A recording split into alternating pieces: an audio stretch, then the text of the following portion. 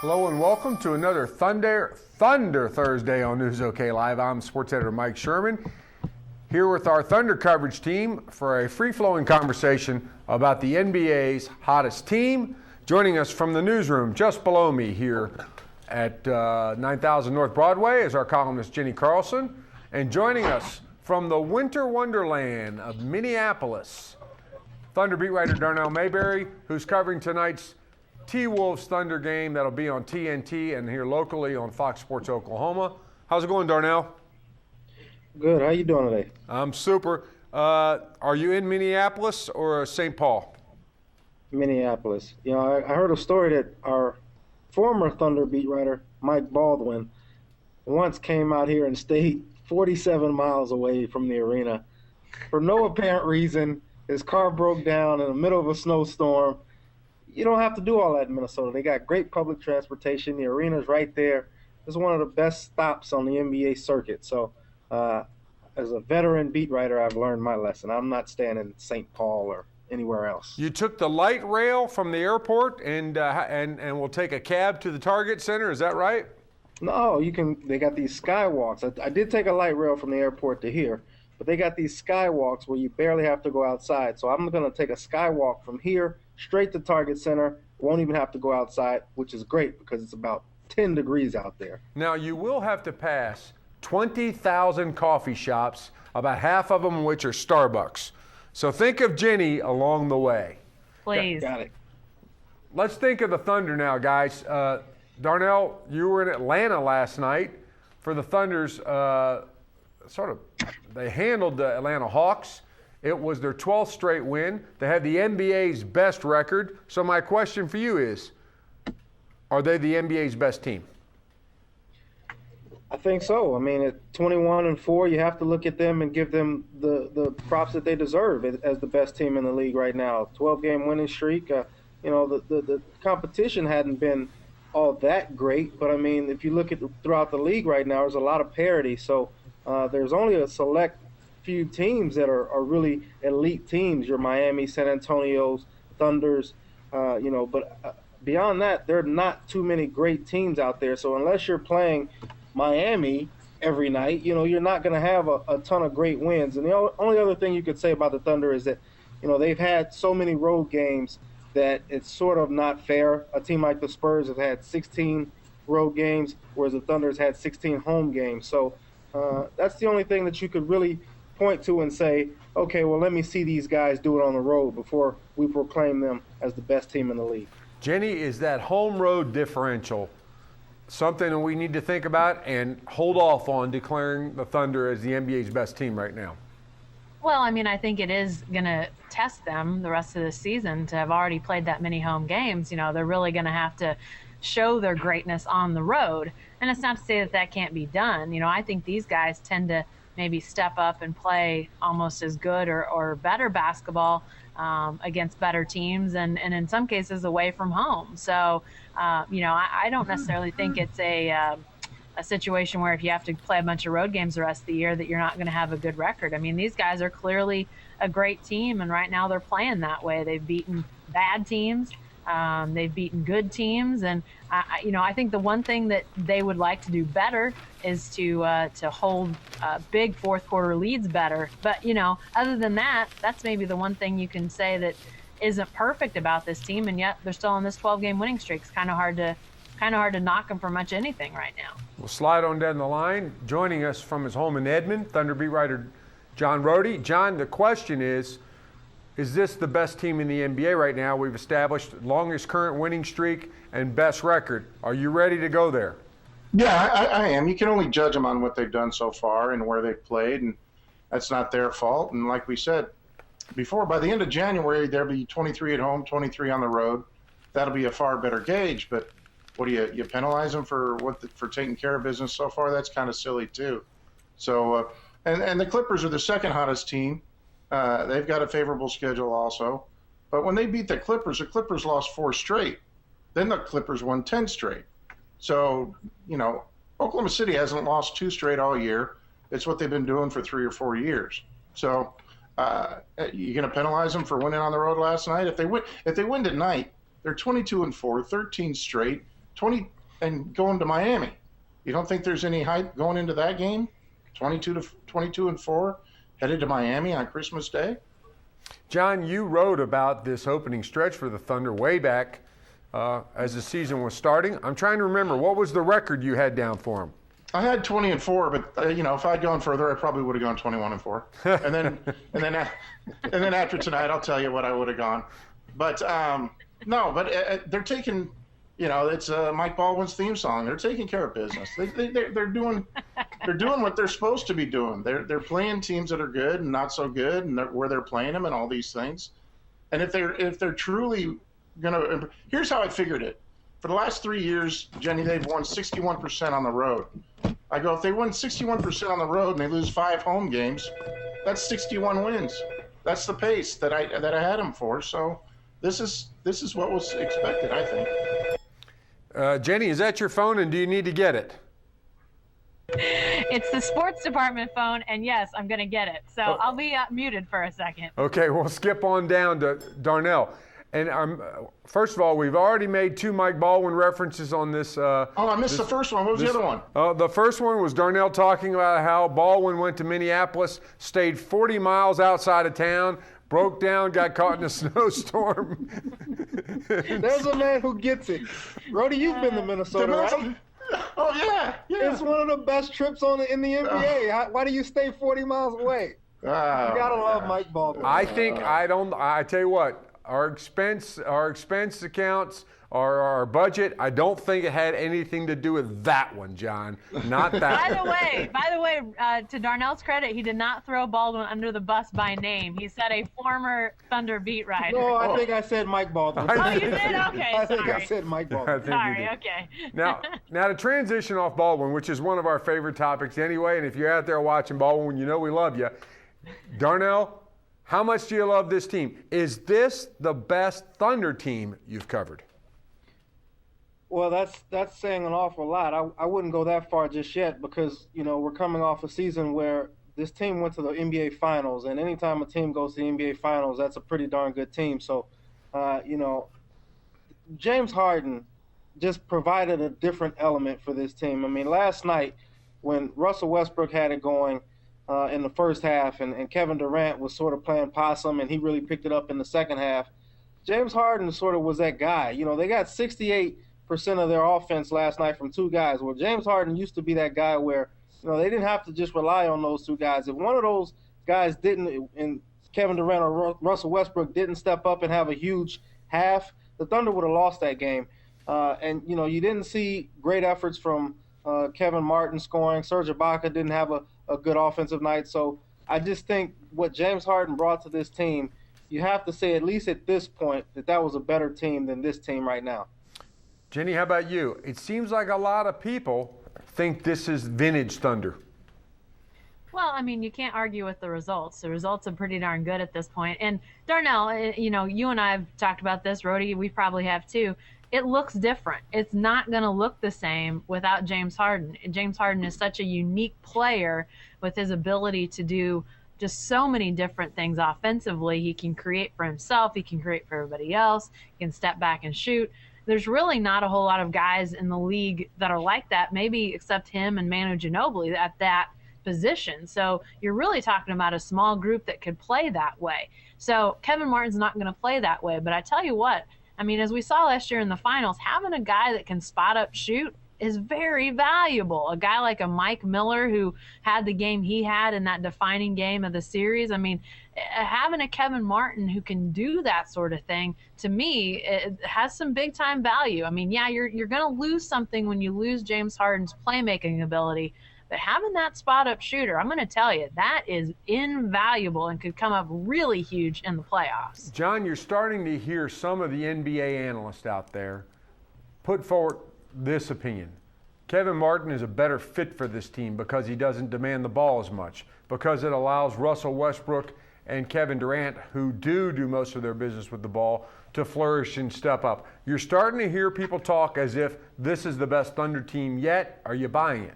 Yes, And it is because of who you just mentioned. I don't know. They could be 21-4 if Harden were still here. They could be better, which would be amazing. But here's the deal. This is a new kind of chemistry. It's a lot of the old, but a bit of the new. And the biggest unknown in the previous team, I thought, was Harden. How long would he be patient not being the man or the second man? How long would he be comfortable being the third man? Martin, so far, has no complaints whatsoever. He's been through some tough times in the NBA, things that Harden has not. He is far more appreciative to be with this team, Kevin Martin is, than I think James Harden was. Surprise, surprise, a Wildcat guy saying that the team got better when they lost the Sun Devil. Didn't even mention he went to Arizona State, but now that you bring it up. John's not the only person who says that. I've been listening to some NBA podcasts.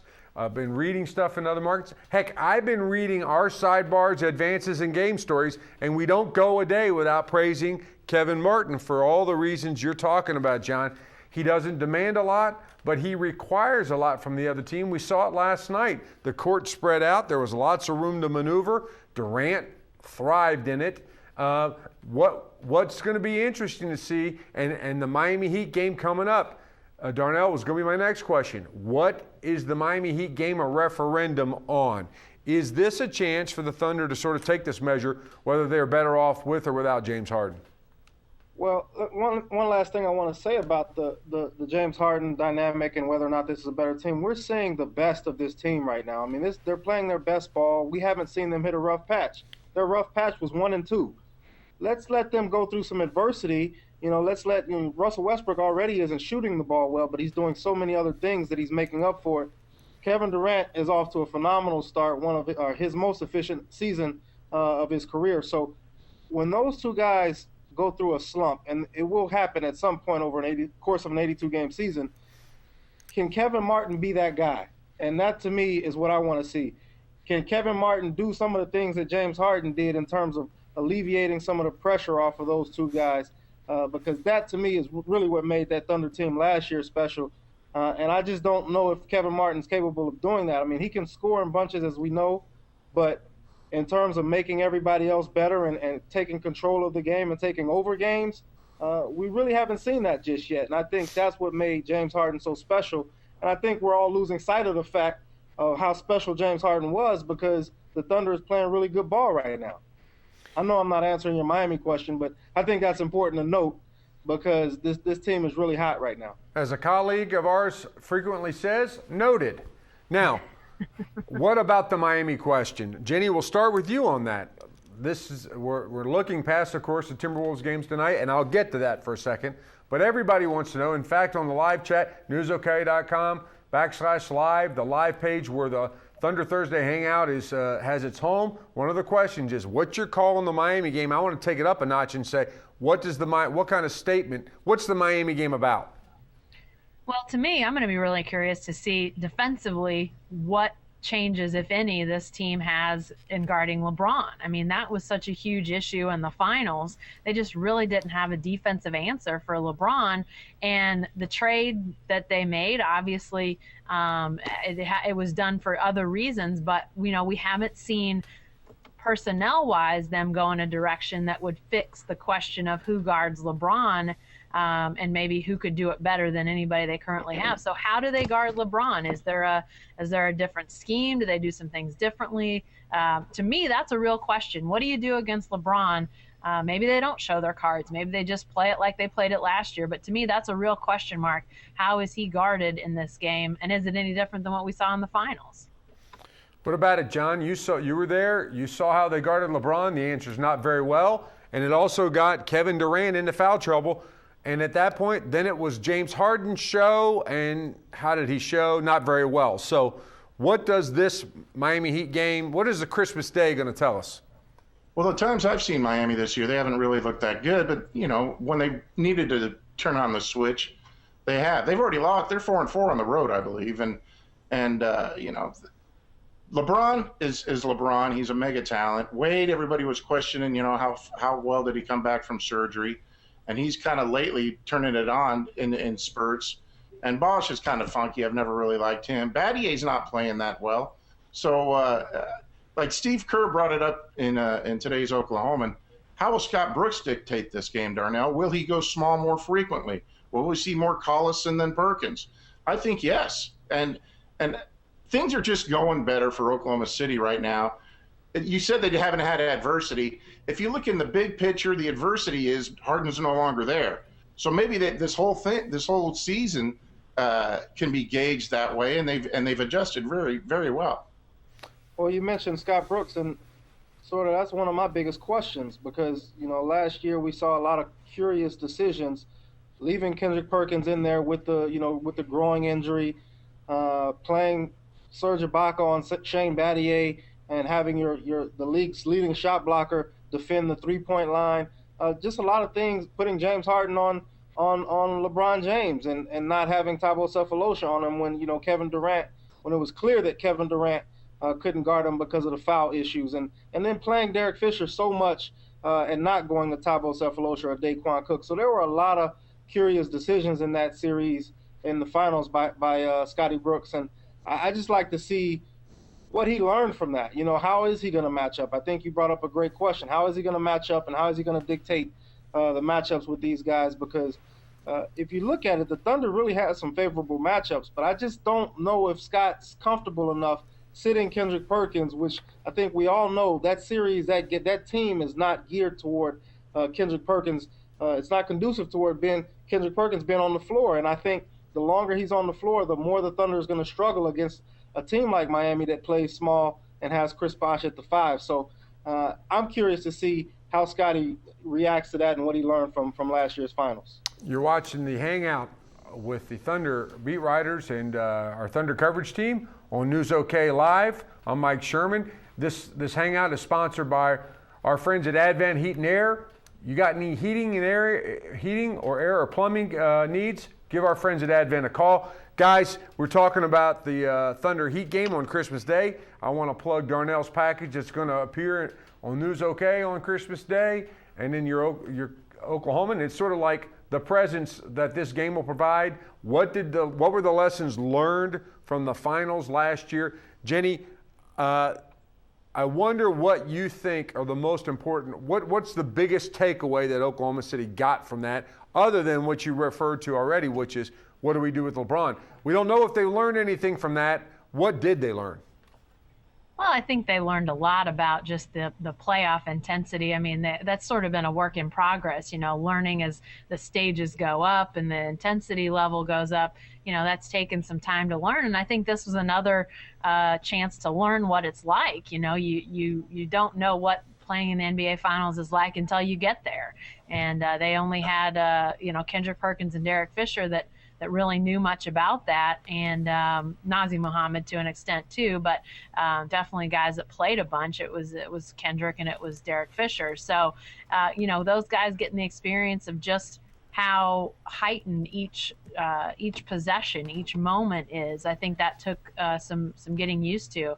I think they're a better team for it. Yeah, will it get them back to the finals this year? I don't know, but I do think that they're more equipped to be a finals team this year than they were a year ago, just from that experience. But clearly, I think they learned a lot about just how you approach things, and we've heard a lot more this year about sort of one game at a time, that approach. And I know that that's much in reference to exactly. Yeah, very much in reference to not letting the finals become the focus, which and for fans it is. I mean, fans want to get there now. I want to get there now. I want it to be the playoffs, but obviously these guys have got 82 games before they can get there. John, what's the most valuable lesson that they learned from the finals? Well, going into that, Sherm, I thought they were favored.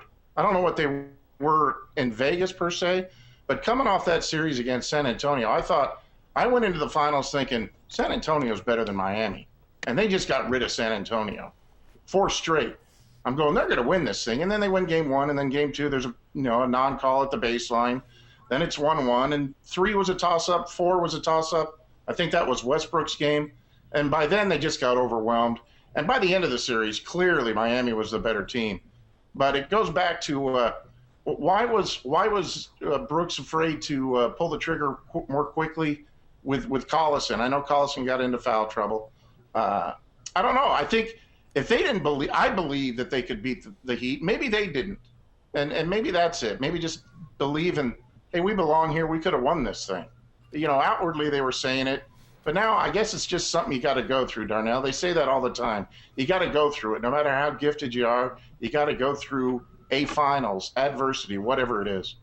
That belief question is really strong, Darnell, because couldn't you guys sense it? It seemed like day by day in South Beach, the more we asked them, the less convincing they sounded and the less convincing they played. Yeah, I mean, you saw sort of the youthful mistakes and the youthful errors that they made in almost each of those games 2 through 5. It was just sort of silly mistakes that you didn't have a choice but to blame on youth and inexperience. They had never been there before. I talked to Russell Westbrook about this last night before the game in Atlanta, just sort of, as you mentioned, Mike, previewing our Christmas Day coverage to advance that game. And he said the biggest thing he learned is every possession is important. We all remember, what was that, the timeout that he called, or, that the botched play at the end there. The foul that he gave. The foul. Yep. Yeah, he gave a foul. That's right. So he talked about how every possession is important, and, it really cranks up beyond the regular season intensity. And that's one of the things that they had to learn. Durant talked about how, sort of just losing sight of all the hoopla and forgetting about the media attention and everything, because that's something that they really did have to adjust to. And I think these guys have learned a lesson. And like you said, they had to go there and go through it before, and now they have that experience. I think they'll be better the next time around because of it. I got a different question for each of you. John, I'll start with you on this one. And this one comes right from the live chat from, from Malachi Hill. Your thoughts on the Thunder making a potential trade? How about for Anderson Varejao? Darnell's blogged about this, meditated on it, sent up smoke signals, everything else. What about it? Anderson Varejao to the Thunder. What's that? What does that sound like?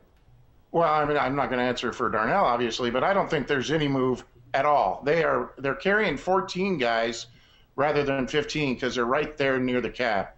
And once you go over the cap now with the new penalties, you're a repeat offender. Don't even want to flirt with that. The only guy tradable is Maynard, and he's $2.2 million a year. Who's going to get you better than Maynard at 2.2? This is it. In my opinion, this is it, unless something freakish happens with a Perkins possibility. But I don't even see that because he's so important. This is it. This is what you've got for this year with the Thunder. Jenny, the next question comes from our live chat. It's from Justin. And at what point does the backup point guard position become a real concern? It looked a little concerning at times in the Atlanta game last night. Eric Maynard did not look good. Yeah, there's definitely been some up and down with Eric Maynard. Sometimes he looks pretty solid, and other times he just looks so-so.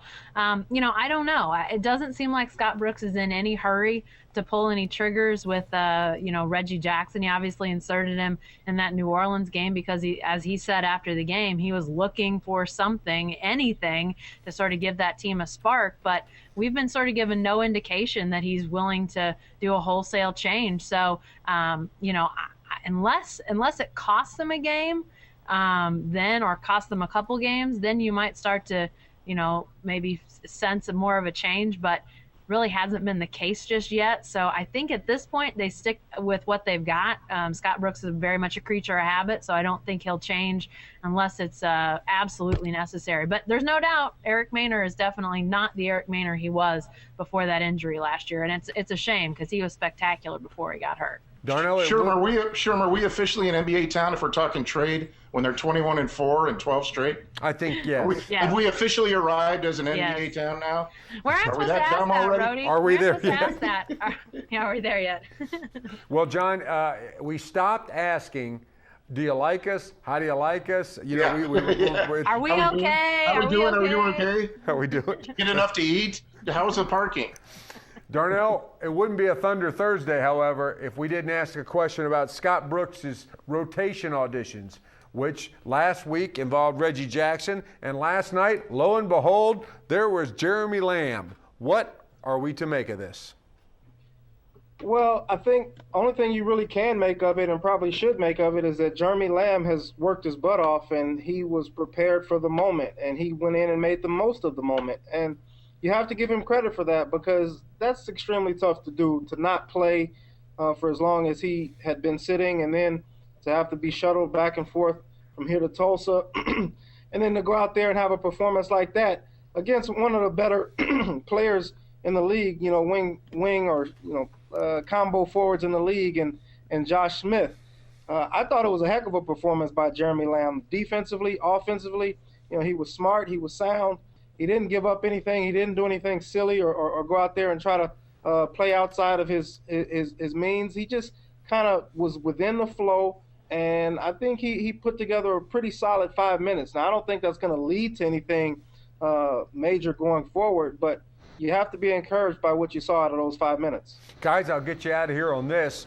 Jenny has already apparently left the building. Her icon is flashing, but I've got to do this on behalf of our live chat. They want to know who you like on Christmas Day. John, who you got?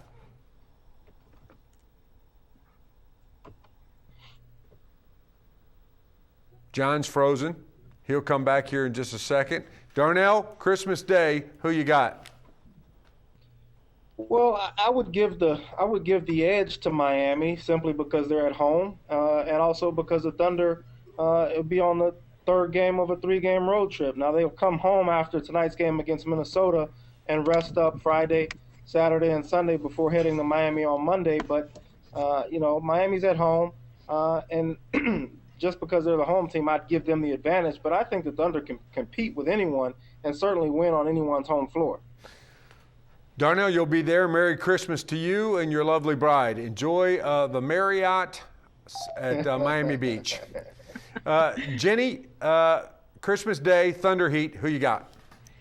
Yeah, Barry and I talked about this morning on the press row, and I picked the Heat as well, and for many of the same reasons that Darnell mentioned, the Heat being at home, and even though they've been off and on, I really think that they tend to be on for big games, and I still think that finals is going to really get them going, and I think they win. But I tell you what, it's going to be this whole lineup of Christmas Day games. Darnell, I know you got to cover them, but I'll take the bullet for you, and I'll sit on the couch and watch all 5 games. I'll take that for you. Thanks, Jenny. Hey, that's all for Thunder Thursday on News OK Live. Thanks to our friends at Advent Heat, Air, and Plumbing. If you have any needs with your heating, your air conditioning, your plumbing, call our friends at Advent. And you can stay with the best coverage team every day at News OK and every morning in the Oklahoman. Merry Christmas. Ho, ho, ho, ho, ho.